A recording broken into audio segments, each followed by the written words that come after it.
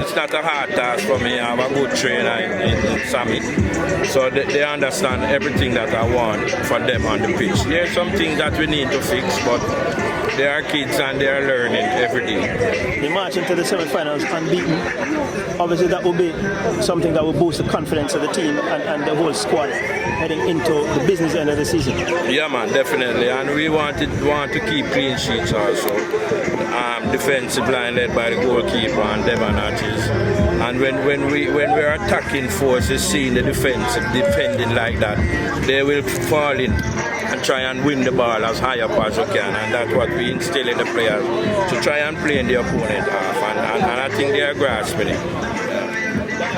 Tomorrow is the draw for the Champions Cup. You are the defending champions for the Champions Cup. Does it matter to you who you draw?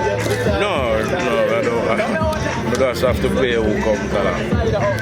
And no team in the history of the Champions Cup has defended that title. Yeah. How special would it be for you to be able to be the first coach to do that? Yeah, man, it would be special. As I say, it would be special. But we are playing now. You know, I'm confident that we are going out there and play good football. If we continue to play how we are playing and nullify the mistakes on the pitch, I think we can get good results out of those games.